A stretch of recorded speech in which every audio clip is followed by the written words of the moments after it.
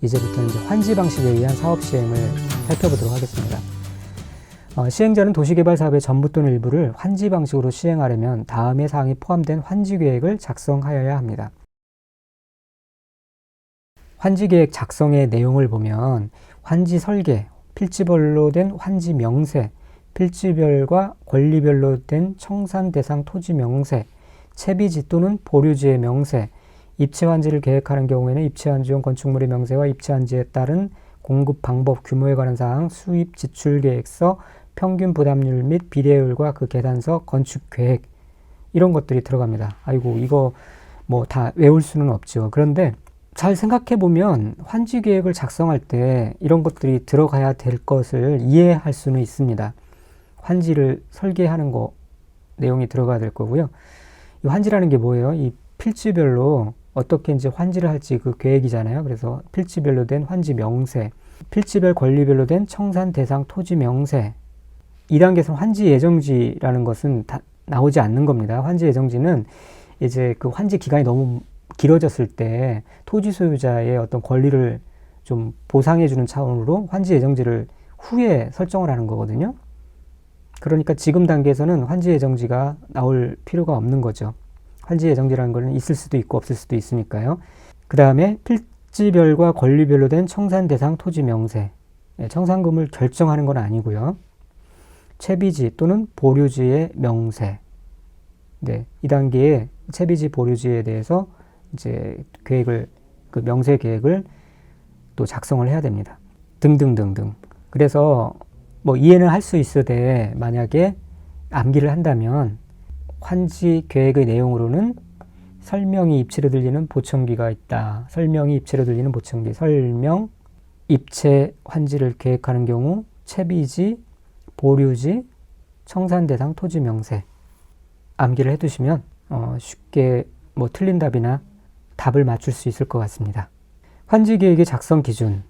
환지 계획은 국토교통부령으로 정할 수 있다라는 것 정도 알아두시고요. 이거 뭐 이런 거 의지면 토수리, 환 이런 게 중요한 건 아니니까요. 그리고 조성토지의 평가는 토지평가협의회의 심의를 거쳐 결정하되 그에 앞서 공인평가기관이 평가하게 해야 됩니다. 그러니까 감정평가법인 평가 후에 심의를 거친다는 내용이죠. 그 토지평가협의회 이거는 뭐 중요한 건 아니고요. 어쨌든 심의를 거친다는 게 중요합니다. 감정평가법인 평가 후에 심의를 꼭 거쳐야 됩니다. 왜냐하면 조성토지를 평가한다는 것은 굉장히 이제 토지주들의 이익에 굉장히 민감한 부분이기 때문에 그래서 신중을 기한다는 차원에서 심의를 거친다는 거죠. 자, 이거는 이제 어려운 내용인데요. 한번 읽어보시는 정도로 해도 될 것 같습니다. 환지계획의 평균 토지 부담률은 50%를 초과할 수 없지만 해당 환지계획의 특성을 고려하여 지정권자가 인정하는 경우에는 60%까지 할 수 있다. 라는 것 정도만 알아두시면 되겠습니다. 그리고 이제 평균 토지 부담률은 뭐 보시시 나누기 환시시 곱하기 100 이렇게 이제 하는데요. 이 부분도 건너가시면 될 것 같고, 간선도로의 부담, 환지계획 구역의 외부와 연결되는 환지계획 구역 안의 도로로서 너비 25m 이상인 간선도로는 토지 소유자가 도로의 부지를 부담하고 관할 지방자치단체가 공사비를 보조하여 건설할 수 있다. 한번 읽어두시면 될 것 같고요. 어쨌든 이 관할 지방자치단체가 도로의 부지를 부담한다가 아니라 토지 소유자가 도로의 부지를 부담하는 거겠죠. 그 다음에 이제 관할 지방자치단체는 공사비를 보조한다는 사실 알아두시고요. 이 특례 조항이 있어요. 적응 환지의 예외라고도 얘기하고요.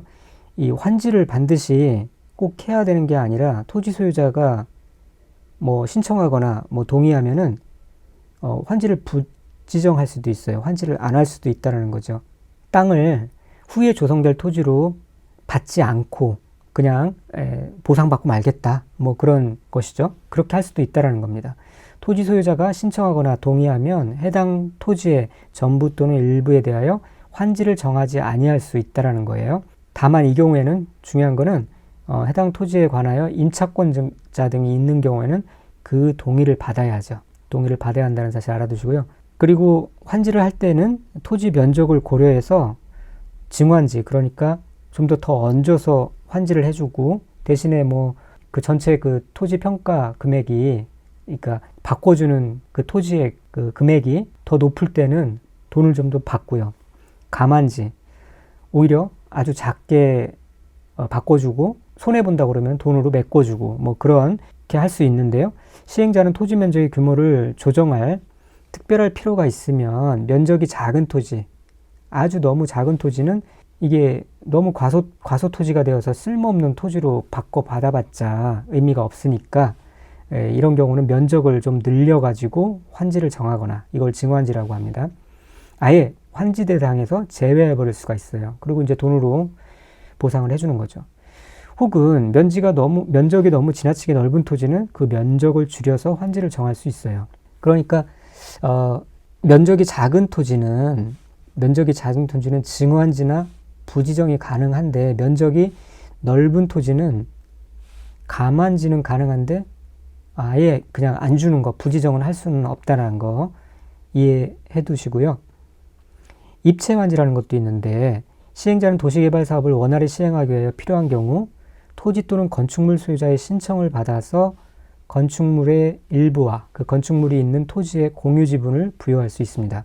자, 토지 또는 건축물 소유자의 신청을 받아서 건축물의 일부와 그 건축물이 있는 토지의 공유 지분을 부여할 수가 있습니다. 그러니까 이 아파트를 이제 받겠다, 뭐 그런 경우에 해당되겠죠.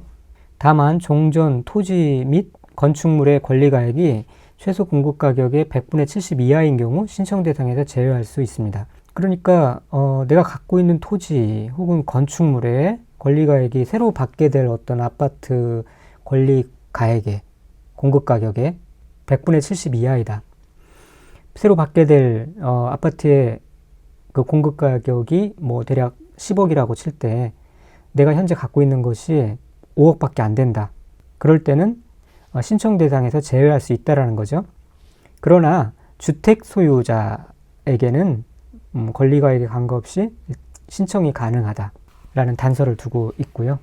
여기서 이제 입체환지의 정의를 순서가 좀 바뀌었지만 보면은 토지 또는 건축물 소유자의 신청을 받아서 환지 전 토지나 건축물에 대한 권리를 도시개발 사업으로 건설되는 구분 건축물, 아파트에 이전하는 방식을 말합니다.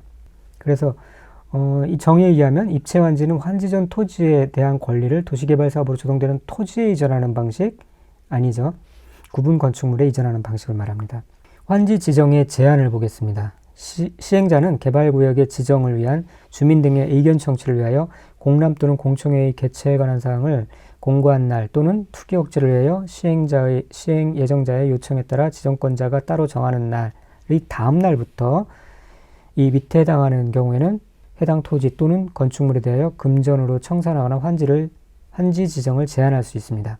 이런 식으로 해서 뭔가 좀 더 받으려고 하는 노림수를 방지한다는 거죠. 예를 들면 1필지의 토지가 여러 개의 필지로 분할되는 경우, 그런 경우 금전으로 청산하거나 환지 지정을 제한할 수 있다는 얘기고요.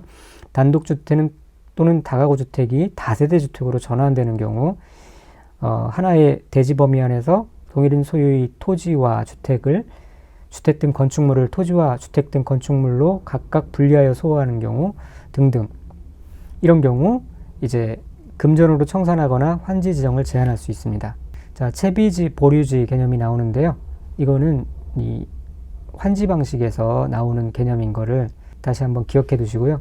시행자는 도시개발 사업에 필요한 경비를 충당하거나 규약, 정관, 시행규정 또는 실시계획으로 정하는 목적을 위하여 일정한 토지를 환지를 정하지 아니하고 보류지로 정할 수 있어요. 또 그 보류지 중 일부를 채비지로 정하여 도시개발 사업에 필요한 경비에 충당할 수 있습니다. 보류지가 이렇게 있으면은 그중 일부가 이제 채비지가 되는 그런 개념입니다. 특별자치도지사, 시장, 군수 또는 구청장은 공동주택의 건설을 촉진하기 위하여 필요하다고 인정하면 채비지 중 일부를 같은 지역의 집단으로 정하게 할 수 있습니다. 보류지는 실시계획 인가에 따라 정하되 도시개발구역이 둘 이상의 환지계획구역으로 구분되는 경우에는 환지계획 구역별로 사업비 및 보류지를 책정하여야 합니다. 환지계획의 인가, 행정청이 아닌 시행자가 환지계획을 작성한 경우에는 특별자치도지사, 시장, 군수 또는 구청장이 인가를 받아야 합니다. 다 웬만하면 뭐 인가권자, 승인권자 다 지정권자였잖아요. 그런데 여기서 환지계획의 인가만은 특별자치도지사, 시장 또는 군수, 구청장이라는 점 꼭 알고 계셔야 되고요. 그러니까 지정권자는 시도지사, 대도시시장, 또 예외적으로 국토국장이 지정권자였잖아요. 그런데 이 환지계획의 인가만은 이게 이제 그 해당 지역을 세밀히 계획을 해서 그 시행자가 계획을 해서 그걸 가지고 이제 인가를 올리는 거기 때문에 실무 책임자에 해당되는 특별자치도지사, 시장, 군수 또는 구청장이 인가를 한다는 그런 의미가 있는 겁니다. 그러나 밑에 다음에 경미한 사항인 경우에는 인가를 받지 않아도 되는데 어떤 경미한 사항이냐면 종전 토지의 합필 또는 분필로 환지 명세가 변경되는 경우. 그러니까 환지 명세가 변경되는 일은 아주 흔하게 발생할 수 있다는 거죠. 그런데 뭐 합필 또는 분필이니까 토지 면적 자체가 크게 달라지는 상황이 아니기 때문에 이런 경우는 인가를 받지 않아도 된다는 얘기고요. 그 다음에 지적 측량의 결과를 반영하기 위해 환지 계획을 변경하는 경우, 환지로 지정된 토지나 건축물을 금전으로 청산하는 경우에도 인가를 새로 받지 않는다라는 사실을 알아두시고요. 인가 절차 읽어보시고 의견 제출 및 반영 여부의 통보, 소유권자나 토지 소유자나 임차권자 등은 공람기간에 시행자에게 의견서를 제출할 수 있어요. 그리고 제출된 의견에 대하여 공람기일이 종료된 날부터 60일 내에 반영 여부에 관한 검토 결과를 통보해야 합니다. 자, 임차권자가 공람기간에 시행자에게 의견서를 제출할 수 있다는 것 알아두시고요. 환지 예정지라는 개념이 나옵니다. 이제 환지 예정지라는 것은 반드시 해야 되는 게 아니라 지정할 수 있는데 필요하면 도시개발구역의 토지에 대하여 환지 예정지를 지정할 수가 있는 거예요. 자, 이 환지 예정지에 대한 개념을 좀 가져가셔야 되는데 뭐 지정할 수도 있다라는 거 보니까 안 할 수도 있다라는 거죠. 그러니까 원칙적으로는 이제 안 하는 게 정상입니다. 그런데 도시개발 사업이 이제 시행이 장기화되면 이게 토지를 갖고 있는 토지 사용자 그리고 용익권자들에게는 굉장히 좀 손해가 되는 거죠. 토지가 묶인 채로 장기화되는 거니 장기간 시간이 지나는 거니까요. 그래서 그런 이제 불안정한 상태를 방지하기 위해서 환지 예정지를 지정해서 어떤 종전의 토지에 대한 사용 수익 권능이 환지 예정지로 이전되게 해서 관계를 좀 권리 관계를 안정화시키는 그런 효과가 있어요. 즉 말하자면 도시개발 사업의 원활한 촉진을 이제 도모하기 위해서 환지 예정지를 개발한다는 거죠. 네, 이 경우 종전의 토지에 대한 임차권자 등이 있으면 해당 환지 예정지에 대하여 해당 권리의 목적인 토지 또는 그 부분을 아울러 지정하여야 합니다. 그 지정의 효과를 보면은 이 표를 이제 다시 한번 설명드릴 건데요. 이 표를 나중에 설명을 다 듣고 나서 정리해서 알아두시면 되겠습니다.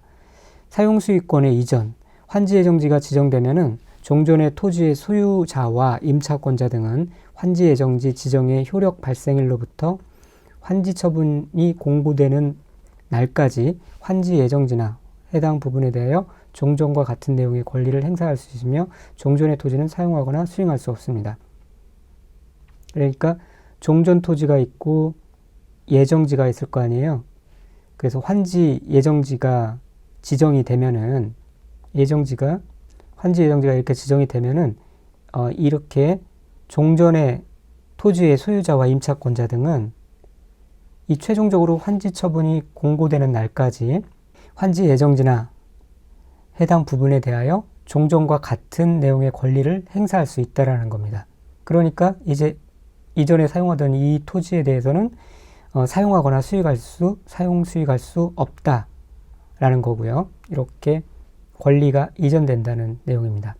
즉 환지 처분 공고가 되지는 않았지만 그 전까지라도 이렇게 이제 환지 처분이 된 것을 전제로 해서 사용 수익을 할 수 있다는 거예요. 왜냐하면은 너무 이 사업 기간이 길어지면 이거를 사용하지 못한 상태로 오랫동안 침해를 받고 있는 상태가 되기 때문에 그러한 것들을 좀 구제해 주기 위해서 이렇게 환지 예정지를 지정하는 겁니다. 사용 수익 개시일의 지정. 시행자는 환지 예정지를 지정한 경우에 해당 토지를 사용하거나 수익하는 데 장애가 될 물건이 있거나 물건이 그 토지에 있거나 그 밖에 특별한 사유가 있으면 그 토지의 사용 또는 수익을 시작한 날을 따로 정할 수가 있습니다. 장애가 될 물건이 그 토지에 있으면 사용 또는 수익을 시작할 날을 따로 정할 수 있다는 것. 그리고 시행자는 채비지의 용도로 환지 예정자가 지정된 경우에는 도시개발 사업에 드는 비용을 충당하기 위하여 사용 또는 수익하거나 하게 하거나 처분할 수 있습니다. 시행자는 환지를 정하지 아니하기로 결정된 토지 소유자나 임차권자 등에게 날짜를 정하여 그날부터 해당 토지 또는 해당 부분의 사용 또는 수익을 정지시킬 수 있습니다. 결정하지 않을 수도 있다고 그랬죠. 그 토지 소유자나 임차권자 등에게 날짜를 정하여 그날부터 해당 토지 또는 해당 부분의 사용 또는 수익을 정지시킬 수 있습니다. 용의권자 보호 조치가 있고요. 한번 읽어보시고요. 또 장애물 등의 이전 및 제거 할 수 있고요. 사용 수익할 수 없게 된 토지는 환지 처분 공고일까지 시행자가 관리합니다. 자, 그러면 이제 환지 처분에 대해서 알아보도록 하겠습니다. 환지 처분의 의의를 좀 이해하시면 좋고요. 환지 처분이란 시행자가 환지 계획에 따라 공사를 완료한 후에 종전의 토지에 관한 권리에 가름하여 새로운 토지와 그 토지에 관한 권리를 교부하고 그 과정에서 발생하는 과부족분에 대해서 금전으로 청산하는 행정처분을 말합니다. 공사 완료 공고 및 공람, 그 다음에 의견서 제출, 그 다음에 준공검사, 환지처분 공고 이런 순서로 진행됩니다. 시행자는 환지 방식으로 도시개발 사업에 관한 공사를 끝낸 경우에는 지체없이를 공고하고 공사 설계서 및 관련 도면 등의 공사 관계 서류를 14일 이상 일반인에게 공람시켜야 합니다. 도시개발구역의 토지 소유자나 이해관계인은 공람기간에 시행자에게 의견서를 제출할 수 있고요. 준공검사하고요. 그 다음에 이제 환지 처분 및 공고를 하는데 시행자는 지정권자에 의한 준공검사를 받은 경우 그럴 때에는 60일 이내에 환지 처분을 해야 합니다. 다만 지정권자가 시행자인 경우에는 공사 완료 공고가 있는 때 그때 60일 이내에 환지 처분을 해야 합니다. 그러니까 지정권자에서 준공검사를 받을 때는 이때 해야 되지만 지정권자가 시행자인 경우는 이 공사 완료를 공고를 한 때에 그때 이제 로부터 60일 이내에 환지 처분을 해야 한다는 거죠.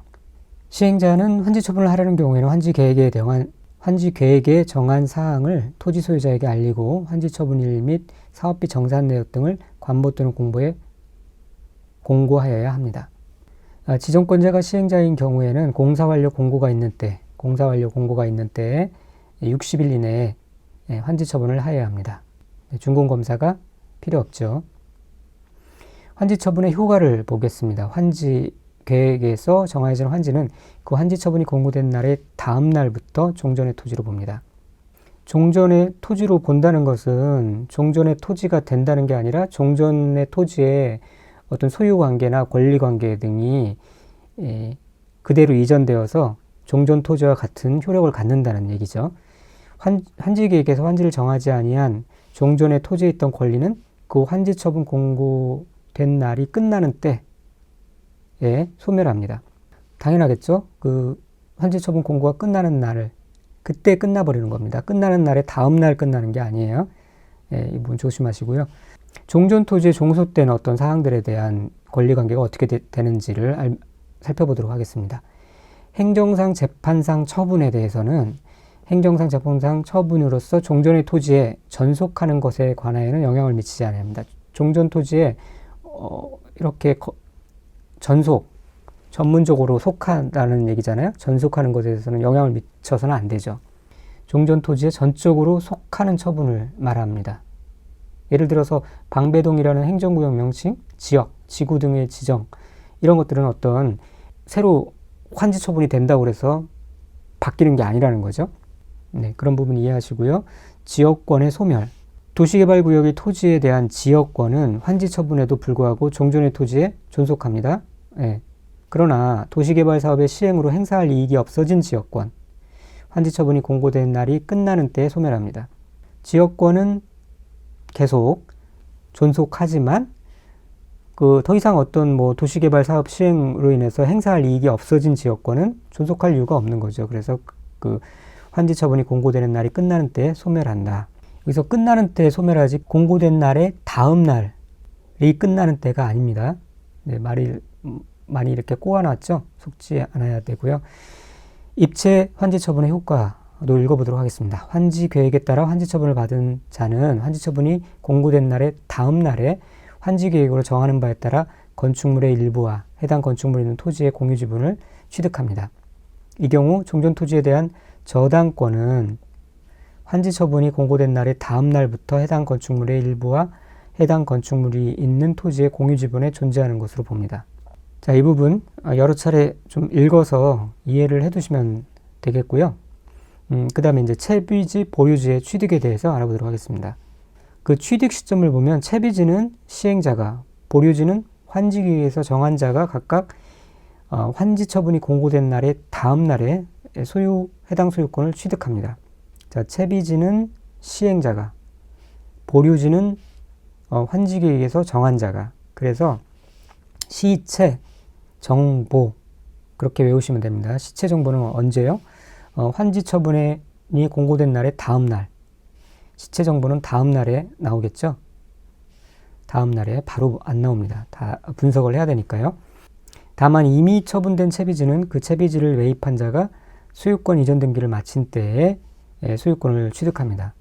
이미 처분된 채비지는 이런 규칙에 상관없이 그 채비지를 매입한 자가 언제든지 그 전이라도 소유권 이전 등기를 마친 때에 소유권을 취득하게 되겠죠.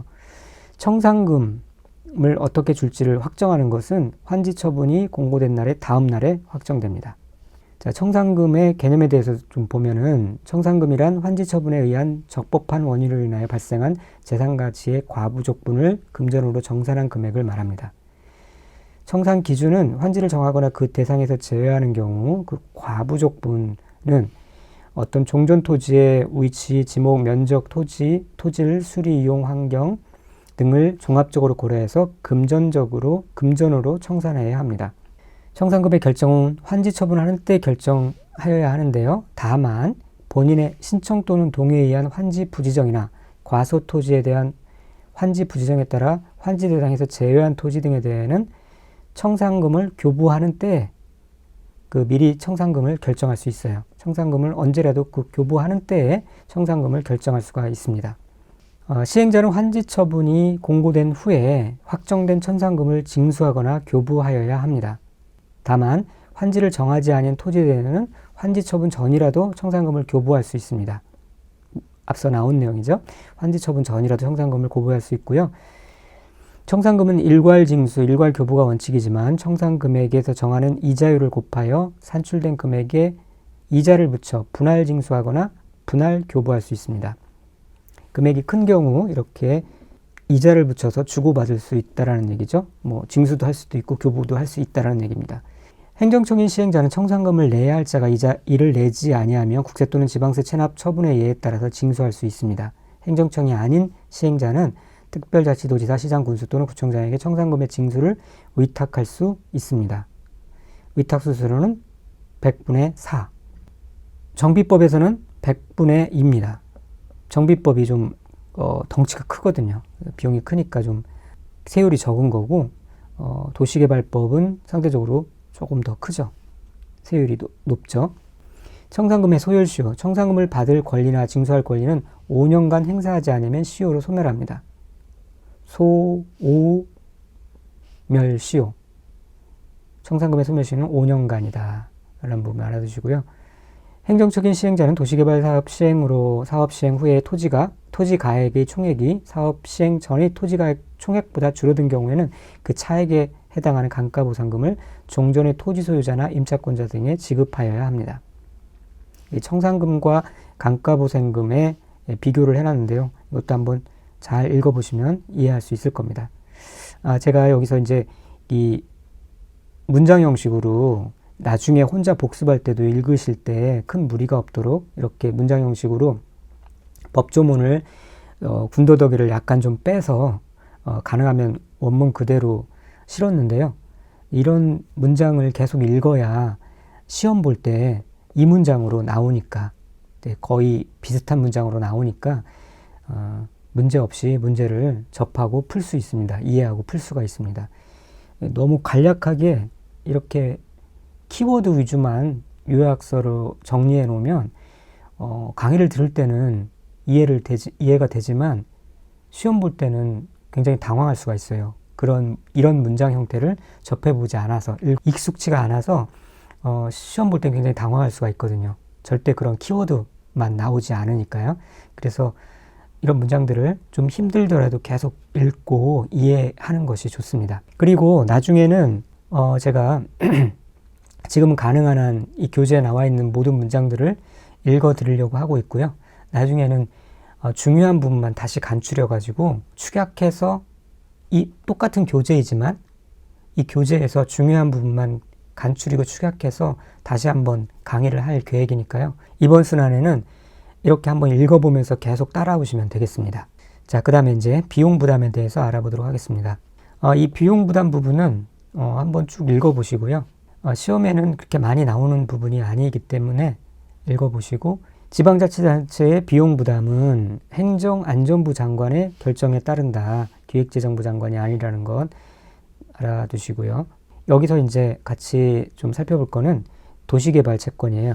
도시개발 채권의 발행자는 지방자치단체의 장이 발행을 하는데, 지방자치단체의 장, 즉 시도지사. 그래서 이제 도시개발 채권이니까 바꿔서 시도지사라고 그렇게 알아두시면 될 것 같아요. 시도지사는 도시개발 사업 또는 도시군 계획 시설 사업에 필요한 자금을 조달하기 위하여 도시개발 채권을 발행할 수 있습니다. 시도지사는 도시개발 채권을 발행하는 경우에는 채권 발행 총액, 발행 방법, 발행 조건, 상환 방법 및 절차에 대하여 행정안전부 장관의 승인을 받아야 합니다. 국토교통부 장관이 아닙니다.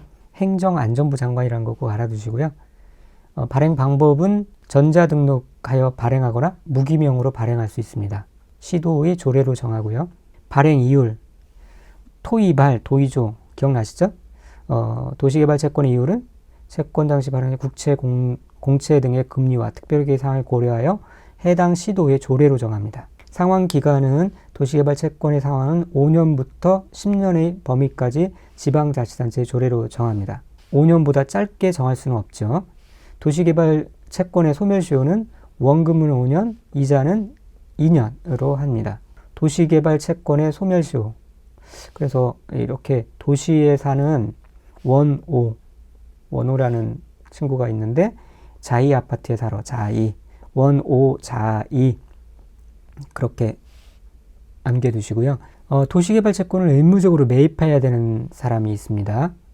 그런 자는 누구냐면은 수용 또는 사용 방식으로 시행하는 도시개발 사업의 경우 공공사업 시행자와 공사의 도급계약을 체결하려는 자, 공공사업 시행자 즉 국가나 지방자치단체, 공공기관, 정부출연기관, 지방공사와 공사의 도급계약을 체결하려는 자는 의무적으로 도시개발 채권을 매입해야 되고요. 그리고 위에 일에 해당하는 자, 시행하는 자 외에 도시개발 사업을 시행하는 자도 다 의무적으로 매입해야 됩니다.